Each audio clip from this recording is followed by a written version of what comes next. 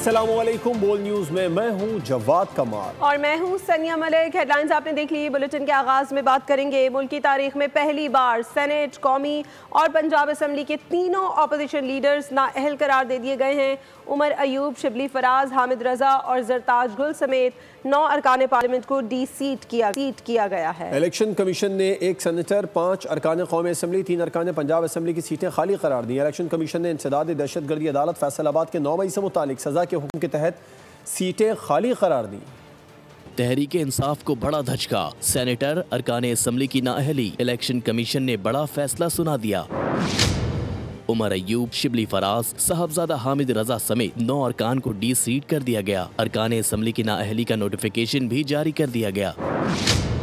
राय हैदर अली खान, राय हसन नवाज, जरताज गुल, मोहम्मद अंसर इकबाल, जुनैद अफजल शाही और राय मोहम्मद मुर्तजा भी सीट हो गए। इलेक्शन कमीशन ने आइन के आर्टिकल 63(1)H के तहत 5 अरकान कौमी असम्बली, 3 अरकान पंजाब असम्बली और 1 सेनेटर को नाअहल करार दिया। इलेक्शन कमीशन ने नाअहल होने वाले अरकान असम्बली की नशिस्तें खाली करार दे दी। उमर अयूब NA 18 हरीपुर से इलेक्शन जीते थे। NA 96 फैसलाबाद से राय हैदर अली खान, NA 104 फैसलाबाद से साहबजादा हामिद रजा भी नाअहल करार। NA 143 साहिवाल से राय हसन नवाज खान, NA 185 डेरा गाजी खान से जरताज गुल को भी सीट कर दिया गया। PP 73 सरगोदा से अंसर इकबाल, PP 98 फैसलाबाद से जुनैद अफजल शाही और PP 203 साहिवाल से राय मुर्तजा इकबाल भी नाअहल हो गए। उधर अमेरिकी सदर डोनाल्ड ट्रंप का भारत पर आइंदा 24 घंटों में मजीद टैरिफ आयद करने का ऐलान। कहा, रूस से तेल की खरीदारी पर भारत मजीद टैरिफ लगाएंगे। भारत का मसला सिर्फ ये है कि उनका टैरिफ बहुत ज़्यादा है। अगर तवानाई की कीमतें कम हो जाएं तो पुतिन लोगों को मारना बंद कर देंगे। रूस से तेल खरीदो, जंग के लिए ईंधन फराहम करो और हम तुम्हें छोड़ दें, ऐसा तो नामुमकिन है। अमेरिकी सदर ट्रंप मोदी सरकार के लिए डरावना ख्वाब बन गए। एक बार फिर भारत पर टैरिफ बढ़ाने का ऐलान कर दिया। अपने बयान में ट्रंप ने कहा कि जल्द भारत पर रूसी तेल की खरीदारी के बाइस टैरिफ में इजाफा करेंगे। भारत के साथ असल मसला ये है कि भारतीय टैरिफ बहुत ज्यादा हैं। डोनाल्ड ट्रंप ने कहा कि तवानाई की कीमतें कम हो जाएं तो पुतिन यूक्रेन में लोगों को मारना बंद कर देंगे। तवानाई की कीमतें मजीद $10 फी बैरल तक कम कर दें तो पुतिन के पास कोई चारा नहीं बचेगा। रूस की मईशत पहले ही तबाह हाल है, तेल की कीमतों की कोई फिक्र नहीं और आइंदा 1 हफ्ते के अंदर सेमीकंडक्टर्स और चिप्स से मुताल्लिक अहम ऐलान करूंगा। अमेरिकी सदर डोनाल्ड ट्रंप की जानिब से भारत पर मजीद टैरिफ लगाने की धमकियों ने भारतीय कारोबारी दुनिया में हलचल मचा दी है। बिजनेसमैन गैर यकीनी का शिकार हैं। भारत के अहम इक्विटी इंडेक्स 50 और BSE में शदीद मंदी का रुझान देखा गया है। आज 73.2% पॉइंट्स की कमी देखी गई है। BSE में भी 308.47 पॉइंट्स की कमी देखी गई है। इसके अलावा आपको बताएं, अडानी पोर्ट्स, रिलायंस इंडस्ट्रीज़, इन्फोसिस और ICICI bank internal, BAL, HEDF से बैंक से चीनी कंपनियां भी गिरावट का शिकार हैं। उधर पाकिस्तान के हाथों मुंह की खाने के बाद भी भारतीय मीडिया ने रविश न बदली। झूठ को एक बार फिर वतीरा बना लिया। पाकिस्तानी पर सीज फायर की खिलाफ वर्जी का इल्ज़ाम लगाया तो भारतीय फौज ने गूदी मीडिया पर चलने वाली खबरों की तरदीद कर दी। भारतीय सोशल मीडिया अकाउंट्स और चैनल्स ने दावा किया था कि पाकिस्तान और भारत के जंगी तैयारे LOC पर परवास कर रहे हैं और पाकिस्तानी फौज ने लाइन ऑफ कंट्रोल पर बिला इश्तियाल फायरिंग की। ANI ने दावों को झूठ का पलंदा करार दिया। भारतीय दिफाई ज़राए ने भी तस्दीक की कि ना कोई गैर मामूली फ़ज़ाई सरगर्मी हुई, ना कोई सीज़ फायर की खिलाफ वर्जी। भारतीय मीडिया ऑपरेशन सिंदूर के दौरान भी झूठ पर मबनी खबरें चलाकर अपना मजाक उड़वा चुका है। रूस के शिराकतदारों पर पाबंदियों का अगला कदम है। नेटो के लिए अमेरिकी सफीर मैथ्यू रोटेकर ने खबरदार कर दिया है। कहा है कि जंग खत्म कराने के लिए रूस के तिजारती इत्तेहादियों को निशाना बनाना होगा। चीन, भारत और ब्राज़ील पर पाबंदियां रूस को मेज़ पर लाने के लिए ज़रूरी हैं। ट्रंप की रूस को 8 अगस्त तक मुआहदा न होने पर 100% टैरिफ और पाबंदियों की धमकी। अमेरिकी सफीर मैथ्यू रोटेकर का रूसी तेल खरीदने वाले ममालिक पर भी पाबंदियां लगाने का इंदिया। बोले, रूस की आमदन का बुनियादी जरिया तेल है, उसी हदफ को निशाना बनाया जाएगा। खबरों का सिलसिला आगे बढ़ाते हैं। कराची के इलाके PIB कॉलोनी में भाई ही घर वालों के खून का प्यासा हो गया। एजाज नामी मुल्जिम ने अपने वालिद और भाई को फायरिंग करके मौत के घाट उतार दिया।